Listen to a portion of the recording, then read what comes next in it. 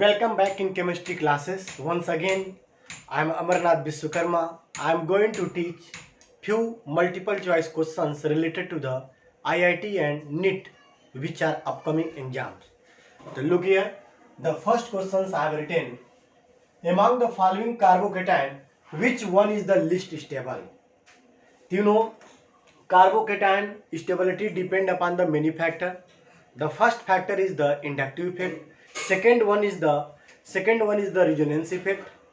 Third one is the hyperconjugation. So on the basis of that, I am going to explain the first question. Among the following carbocation, which is your least stable? The least stable according to carbocation, CH3 plus is the very least stable. After this primary carbocation, after this secondary are more stable, and last one is the tertiary carbocation. So this is a order of stability of carbocation. Now one more things, why it happens? You know, in case of CH3 only hydrogens are there. Only these hydrogens, no plus I effect, no resonance is occur. That's why it is a least reactive, yeah, we can say it is a least stable. In case of primary carbocation, RCH2 plus, these are primary carbocation. R is the act as a plus I group, and due to plus I group increase the stability of carbocation. So it is a more stable than methyl carbocation. Now in case of secondary carbocation, this is a secondary carbocation. Look here, this is also plus I group, and this one is also plus I group. So there are two plus I group. That's why it is a more stable than primary carbocation. And in case of tertiary carbocation, these are tertiary carbocation, and here 3 plus I group are there. 1, 2, 3. Due to this plus I group, it is a more stable. It becomes more stable. So only we have to explain in that option by using a inductive effect. So by using of inductive effect, we can easily explain their stability. According that, tertiary is a more stable and methyl is a least stable. In that option, this is a primary carbocation, this is a secondary carbocation, and this one is the methyl carbocation. So it is a very least reactive, yeah, least stable. So according that, option number A is a correct. Yani option A is a correct for the first question. So please take a screenshot.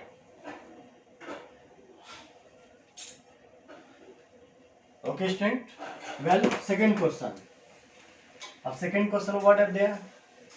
Nucleophiles are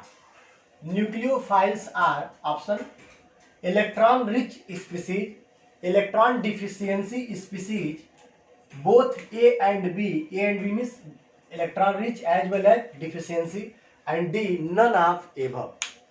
So first I want to tell what is the meaning of nucleophile. Nucleophile means nucleus loving. I know atoms of nucleus are positively charged, so we can also say positive charge loving, या positive charged loving.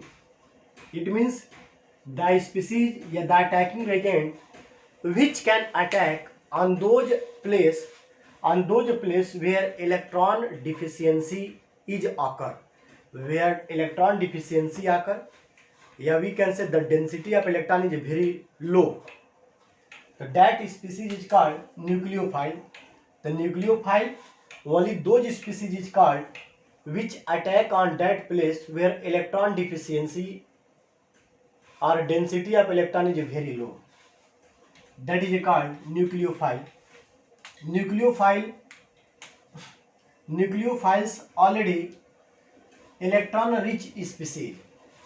It is also called electron rich species.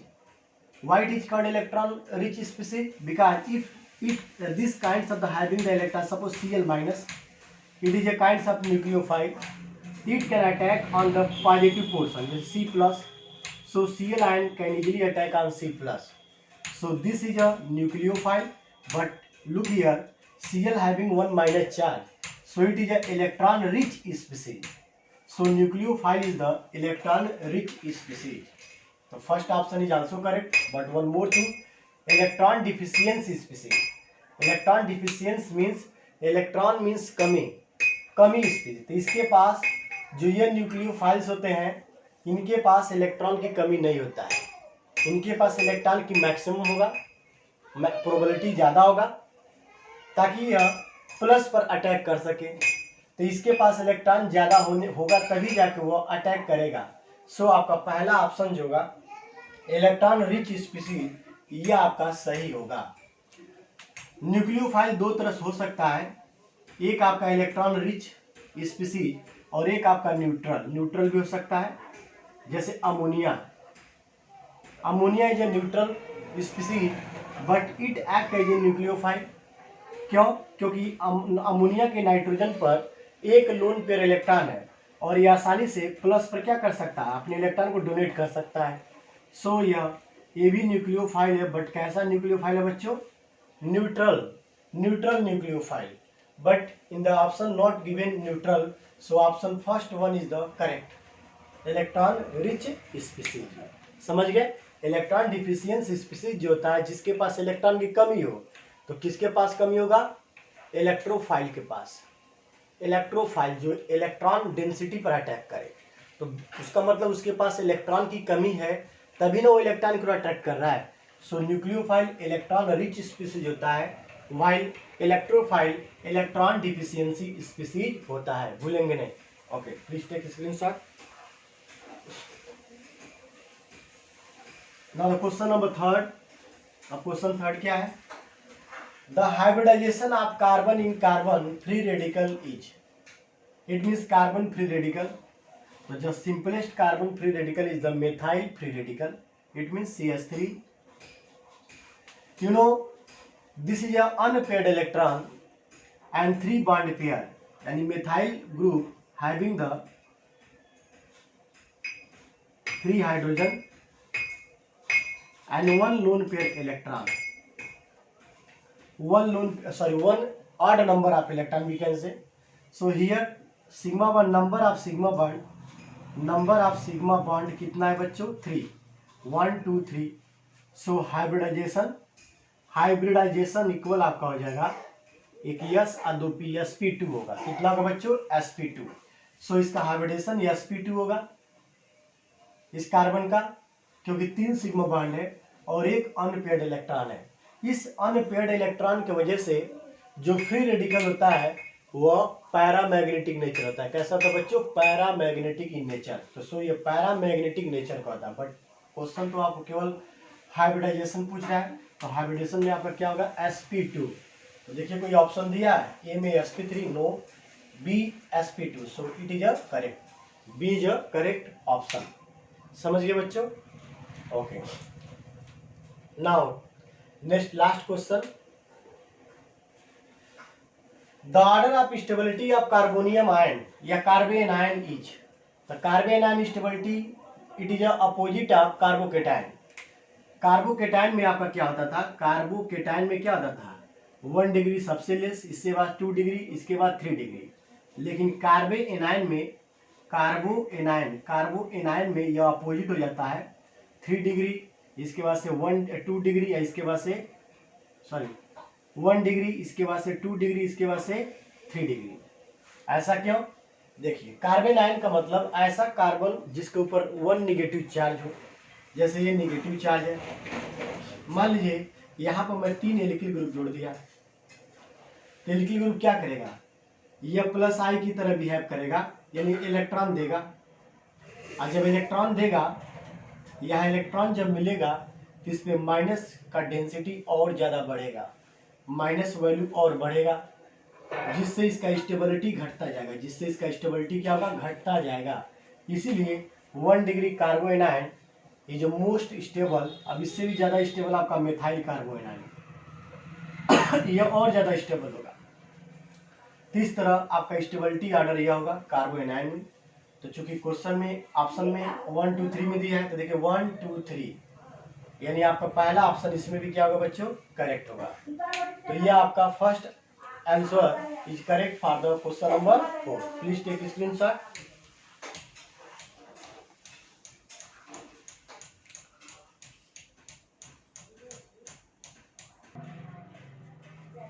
Well students, other questions, look here. S1 reaction are, S1 reaction are 1 step mechanism, 2 step mechanism, 3 step, 4 step। ये तो रटा रटाया है, आपको पता है S1 जो reaction होता है यह 2 स्टेप मैकेनिज्म होता है। कितने होता है, 2 स्टेप मैकेनिज्म।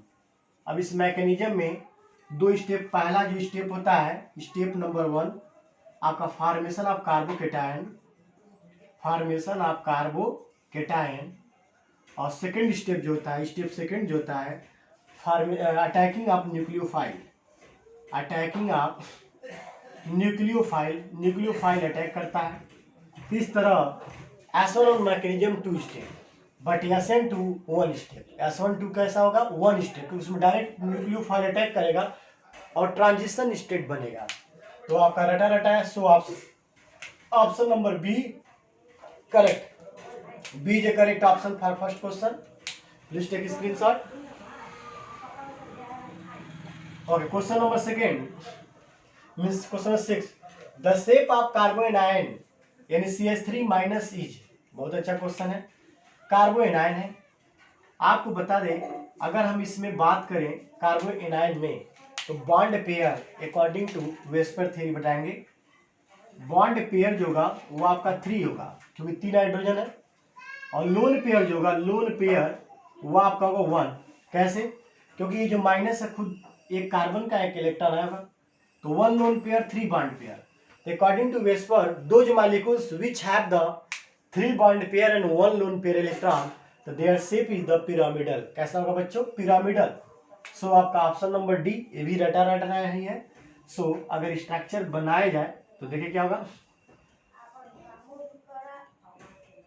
ये आपका स्ट्रक्चर होगा, यानी इसका शेप जो होगा पिरामिडल, पिरामिडल होगा, बट हाइब्रिडेशन जो होगा sp3 होगा, क्योंकि 3 बॉन्ड पेयर एक लोन पेयर, तो हाइब्रिडेशन sp3 और स्ट्रक्चर पिरामिडल। सो यहाँ देखें सेकेंड क्वेश्चन 6 का जो ऑप्शन होगा डी, डी जो correct option. Please take screenshot. Okay, next question, which one of the following contains 3 pair of electron. बहुत सिंपल शानदार question, contain 3 pair of electron. Carbocation, तो चलिए देखें, कार्बोकेटायन में एक सिंपल कार्बोकेटायन CH3 प्लस होता है। कार्बो एनायन, इस पे आपका माइनस होगा जो खुद 2 इलेक्ट्रॉन होगा। कार्बन फ्री रेडिकल सबसे सिंपल यही है, इसके पास एक अनपेयर्ड इलेक्ट्रॉन। अब इसको पूछ रहा है किसके पास 3 पेयर ऑफ इलेक्ट्रॉन है। तो अगर बात करें कार्बोकेटायन का, तो देखिए इसमें कितने बॉन्ड है, 3, और 3 बॉन्ड में कितना पेयर इलेक्ट्रॉन, 3 पेयर। सो इसमें पेयर ऑफ इलेक्ट्रॉन जो होगा, पेयर ऑफ इलेक्ट्रॉन होगा कितना होगा बच्चों, 3 होगा, 2 2 4 2 6। यहाँ तो इलेक्ट्रॉन है नहीं, इसमें जो पेयर ऑफ इलेक्ट्रॉन होगा वो होगा 4, 1 2 3 और एक 4। और इसमें जो पेयर ऑफ इलेक्ट्रॉन होगा 3 pair electron, 3 pair electron plus 1 odd electron. Odd electron देखिए 2 2 4 2 6, 3 पेयर तो है ही है, लेकिन एक odd electron, total number of electron 7। सो ये 3 पेयर एग्जैक्ट नहीं है, आपका 3 पेयर जो है वो आपका कार्बोकेटायन में है। So option number A, option number A is correct option. Clear students? Okay, please take screenshot.